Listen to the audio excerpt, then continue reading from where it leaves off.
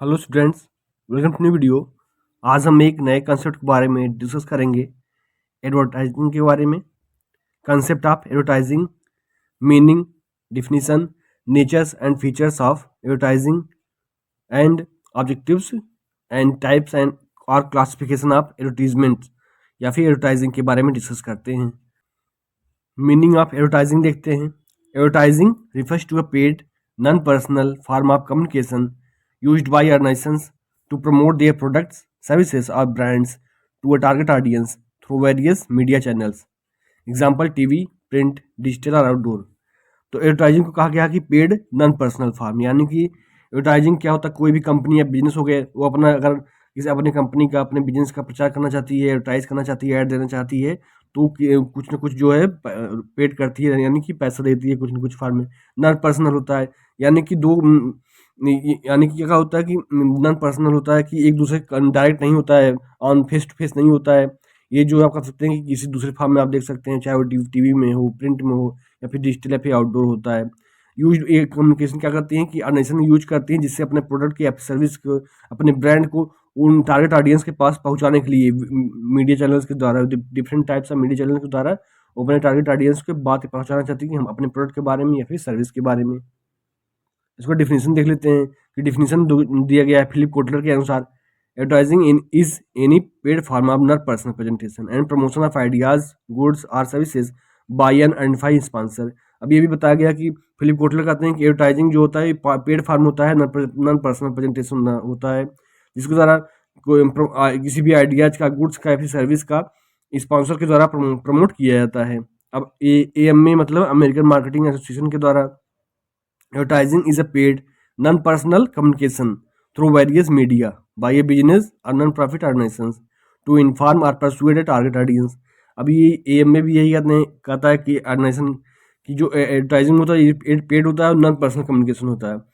Business various media के help से कोई भी बिजनेस होता है या फिर जो नॉन प्रॉफिट ऑर्गेनाइजेशन होती हैं, अपने जो टारगेट ऑडियंस पर उन बात पहुंचाने की कोशिश करती हैं, जो अपने प्रोडक्ट के बारे में फिर सर्विस के बारे में। ये हो गया डिफिनीशन ऑफ एडवर्टाइजिंग। अब देख लेते हैं कि नेचर, फीचर्स, आप कैरेक्टरिस्टिक भी कर सकते हैं एडवर्टाइजिंग का। तो पहला है कि पेड कम्युनिकेशन, यानी कि जो एडवर्टाइजिंग को कहा गया कि पेड कम्युनिकेशन होता है, यानी advertising requires payment to media channels for message replacement distinguish it from free publicity. अभी कहा गया कि एडवर्टाइजिंग पेड कम्युनिकेशन होता है। अगर आपको बिजनेस का, फिर अपने फर्म हो गया, कंपनी का, अपने प्रोडक्ट का, ब्रांड का जो है एडवर्टाइजमेंट करवाना है, तो आपको कुछ ना कुछ जो है पैसा देना होगा डिफरेंट मीडिया को। ये जो है फ्री पब्लिसिटी से डिफरेंट होता है, क्योंकि इसमें पेड करना पड़ता है मीडिया चैनल्स को। अब सेकंड है नॉन पर्सनल होता है। इट टारगेट है broad audience through mass media without direct one to one interaction. जैसे हमने मीनिंग में बात किया कि ये नॉन पर्सनल होता है, यानी कि ये टारगेट करता है ब्रॉड ऑडियंस को through mass media with help of TV, या फिर हो गया रेडियो, हो गया फिर खुद मोबाइल हो सकता है। इसमें क्योंकि direct face to face one to one interaction नहीं किया जाता है, इसमें जो ब्रॉड ऑडियंस को इंट्रोड्यूस किया जाता है, टारगेट किया जाता है। अब थर्ड पे है आइडेंटिफाइंग स्पॉन्सर, यानी कि the source of brand behind the ad is clearly stated ensuring transparency and accountability. अब ये भी बता गया है कि जब कोई ऐड देता है, कोई किसी भी माध्यम से आप किसी कंपनी का, ब्रांड का ऐड देखते हैं, तो उसमें क्या होता है कि सोर्स बताया जाता है या फिर ब्रांड का पहचान बताया रहता है। ये नहीं, इसमें ट्रांसपेरेंसी और अकाउंटेबिलिटी भी रहता है कि अगर कुछ ब्रांड के में रहता है कि सोर्स ऑफ जो भी ब्रांड रहता है वो ऐड के पीछे ही रहता है, पूरा नाम पता रहता है, और प्लस जो है उसका लोगो भी रहता है। तो आइडेंटिफाई स्पॉन्सर करते हैं। उसके बाद फोर्थ देख लेते हैं। फोर्थ में है कि परसुएसिव होता है, यानी कि aimed at influencing consumer attitudes, beliefs and behaviours to encourage purchase और एक्शंस। अब ये भी कहा गया है कि जो परसुएसिव होता है, यानी होता है जो कस्टमर है, जो टारगेट ऑडियंस, उनके एटीट्यूड्स को, उनके बिहेवियर को, बिलीव्स को इन्फ्लुएंस करने यानी प्रभावित करने की कोशिश करता है with the help of advertising, जिससे वो अपने प्रोडक्ट को, जो अपना प्रोडक्ट बेचना चाहता है, वो उनको इंकरेज कर सके अपने प्रोडक्ट के बारे में या फिर सर्विस के बारे में। अब फिफ्थ है कंट्रोल्ड, यानी कि advertisers have complete authority over content, design, timing and placement. अब ये भी कहा गया है जो भी कंपनियां, जो भी ब्रांड अपना एडवर्टाइज दे रही हैं, उनकी कंप्लीट अथॉरिटी होती है जो भी कंटेंट कर दे रहे हैं ऐड में, डिजाइन दे रहे हैं या फिर टाइमिंग है या फिर प्लेसमेंट किस माध्यम से दे रहे हैं, तो पूरा कंट्रोल होता है, पूरा नियंत्रण होता है उस ऐड पर। सिक्स है मास रीच, यानी कि design to reach large segmented audiences efficiently via various media for widespread impact. अब ये भी कहा गया है कि ये डिज़ाइन किया था जो एडवर्टाइजमेंट होता है, जो एडवर्टाइजिंग होता है, वो ऐसा डिज़ाइन किया जाता है जिसके द्वारा जो बड़े ऑडियंस है, जो लार्ज ऑडियंस, उनको टारगेट किया जाता है। चाहे वो वेरियस मीडिया हो, चाहे वो टीवी के माध्यम से, मोबाइल के माध्यम से, इंटरनेट के माध्यम से, या फिर पोस्टर के माध्यम से, आउटडोर पोस्टर के माध्यम से। तो मास रीच कर, यानी कि जो मास ऑडियंस होता है उनको टारगेट करने की कोशिश करते हैं। तो ये हो गया नेचर ऑफ फीचर्स ऑफ, कह सकते हैं कि एडवर्टाइजिंग का। उसके बाद देख लेते हैं ऑब्जेक्टिव्स कि उद्देश्य क्या रहता है पीछे, जो भी कह सकते हैं एडवर्टाइजमेंट का, एडवर्टाइजिंग का क्या उद्देश्य रहता है, क्या नीड्स रहती हैं, ज़रूरतें रहती हैं। तो पहला, inform consumers, educate the target audience about the product, its features, benefits and availability to create awareness and knowledge। अब ये भी याद रहती है कि एडवर्टाइजिंग का उद्देश्य क्या रहता है, तो कंज्यूमर को इन्फॉर्म करने के लिए, यानी कंज्यूमर को एजुकेट करने के लिए अपने प्रोडक्ट के बारे में, उसके फीचर्स, बेनिफिट्स या फिर अवेलेबिलिटी के बारे में, जिससे जो टारगेट ऑडियंस है, यानी कि जो कस्टमर है, जो कंज्यूमर है, उसके अंदर अवेयरनेस फैले, जागरूकता फैले, और जो भी प्रोडक्ट की क्वालिटी के प्रति, प्रोडक्ट की जो भी बेनिफिट के प्रति, फीचर के प्रति उसको नॉलेज हो, मतलब यानी कि ज्ञान हो। अब सेकंड है persuade action, influence attitudes and behaviours to encourage trial, purchase और preference over competitors by highlighting unique selling points. अब ये भी होता है कि मेन मकसद क्या रहता है कि अपने ब्रांड के प्रति उसको जागरूक करना, यानी अपने ब्रांड के प्रति उसको लाना, कि किसी भी कस्टमर को उसके एटीट्यूड्स को, बिहेवियर को, बिलीव्स को इन्फ्लुएंस करना, प्रभावित करना, जिससे वो अपना जो आपका प्रोडक्ट है उसको परचेज करे, और जो उसका आपके कंपटीटर उसको आपके कंपटीटर को न खरीदे, आपको आपका प्रोडक्ट खरीदे। कुछ भी कुछ यूनिक जो है आप कह सकते हैं, यूनिक स्ट्रेंथ देकर, यूनिक आप कह सकते हैं पॉइंट देकर आपका प्रोडक्ट परचेज करने की कोशिश करवाते हैं कोई भी कंपनी। थर्ड है remind and reinforce, maintain top of mind awareness for existing customers to foster loyalty, repeat purchase and long term brand recall. अब ये भी कोशिश करते हैं कि उद्देश्य करते हैं कि लगातार जो कि अगर जो भी कंपनी होती है, जो भी फर्म हो रहा है, लगातार ऐड दे रहे हैं किसी भी कस्टमर को, तो उनको क्या करते हैं, जो आपका प्रोडक्ट एक बार परचेज कर लिया तो कोशिश करते हैं कि लगातार आपकी अपनी कंपनी के साथ लॉन्ग टर्म में बने बने रहे, यानी कि रिपीट परचेज करते रहे, बार बार आपके प्रोडक्ट को खरीदते रहे, वो लॉन्ग टर्म जो है बायर बन जाए। अब फोर्थ में यह है कि बिल्ड ब्रांड इमेज, यानी कि enhance the brand reputation, personality and equity through consistent messaging that resonates emotionally. अब ये भी कहा गया है कि मेन ये भी उद्देश्य रहता है, ऑब्जेक्टिव रहता है कि ब्रांड इमेज को बिल्ड करना, यानी कि बिल्ड जो इमेज, ब्रांड के इमेज को अच्छे से बनाना, यानी कि जो ब्रांड रेपुटेशन है, पर्सनालिटी है या फिर इक्विटी है, वो लगातार मैसेज देकर इमोशनली कनेक्ट करने की कोशिश करते हैं टारगेट ऑडियंस, यानी कंज्यूमर से इमोशनली कनेक्ट करने की कोशिश करते हैं, अपने ब्रांड के बारे में, ब्रांड की इमेज को बढ़ाने की कोशिश करते हैं।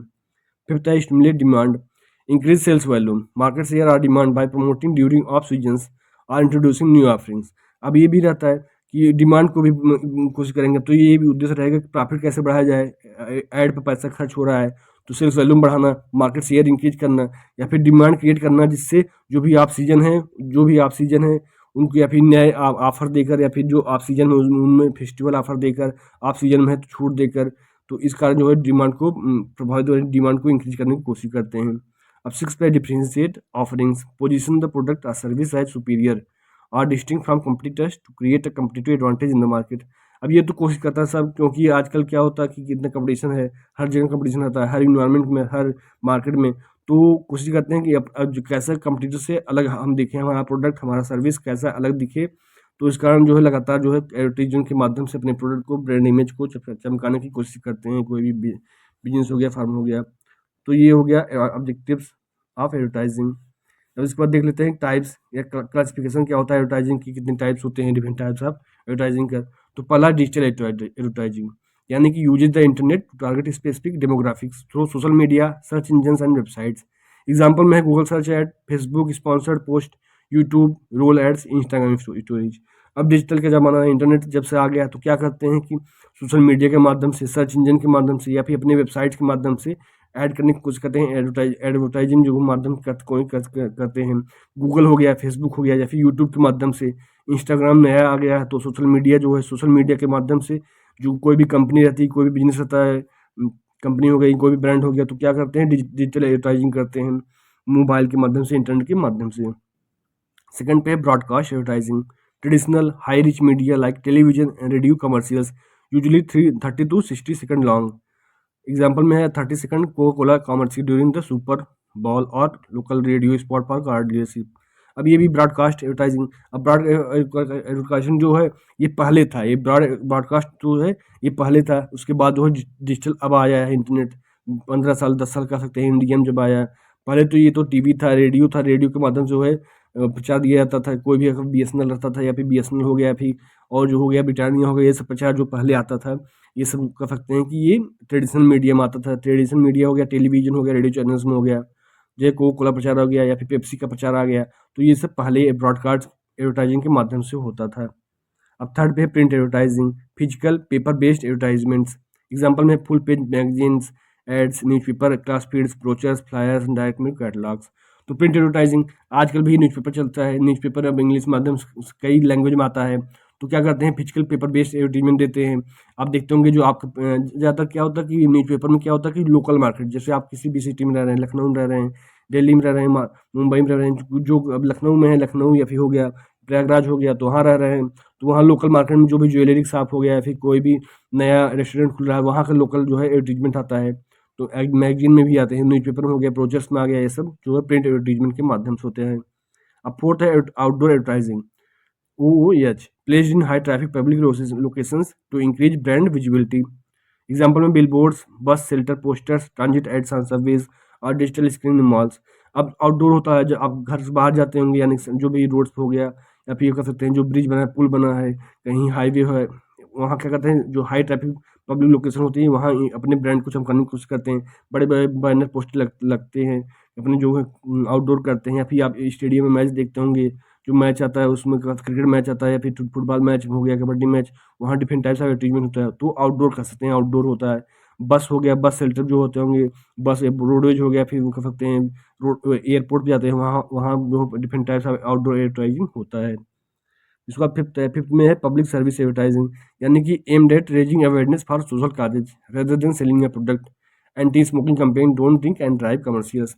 अब पब्लिक सर्विस एडवर्टाइजिंग क्या होता है, इसमें कोशिश किया जाता है कि जो सोशल काज के लिए, सामाजिक कारणों के लिए अवेयरनेस फैलाया जाए, जिससे कोई भी सेल करने, अपने प्रोडक्ट को सेल करने के बजाय सोशल काज के लिए जागरूकता फैलाई जाती है। जैसे एंटी स्मोकिंग हो गया कि डोंट ड्रिंक करके ड्राइव मत कीजिए। ऐसे जो कमर्शियल होते हैं ये पब्लिक सर्विस एडवर्टाइजिंग में इंक्लूड होते हैं। अब सिक्स पे है कि social media influencer advertising, leveraging popular personalities to endorse products. Example में makeup artist on Instagram reviewing new foundation. अब नए नए सोशल मीडिया इन्फ्लुएंसर आगे एडवर्टाइजिंग हो गया है, क्योंकि जो डिफरेंट टाइप्स ऑफ ब्रांड्स होते हैं, जो कंपनी होती हैं, क्या करती हैं, डिफरेंट टाइप्स जो नए नए जो इन्फ्लुएंसर आए हैं उनसे कोशिश करती हैं, पॉपुलर जो पर्सनालिटीज हो गए, कोशिश करती हैं अपने प्रोडक्ट को इंडोर्स करें, यानी कि उनका प्रचार करें, चाहे वो क्रिकेट में हो गए विराट कोहली हो गए या फिर डिफरेंट जो भी हो गए, जो कह सकते हैं शाहरुख खान हो गया, सलमान खान हो गए, तो ये क्या करते हैं, ये इंडोर्स करते हैं, जो उनके प्रचार को, प्रोडक्ट को, उनके ब्रांड को प्रचार करते हैं। तो ये हो गया सोशल मीडिया इन्फ्लुएंसर एडवर्टाइजिंग। तो ये टाइप्स ऑफ एडवर्टाइजिंग आपको समझ में आ गया होगा पूरी तरीके से, क्लासिफिकेशन ऑफ एडवर्टाइजिंग, पूरा कंसेप्ट सही। वीडियो को लाइक कर दीजिए और चैनल को सब्सक्राइब कर लीजिए, जिससे आपको लगातार वीडियो मिलता रहे और हमें भी मोटिवेशन हो सके। If you have any suggestion please comment on this video. Thank you for watching video. जय हिंद।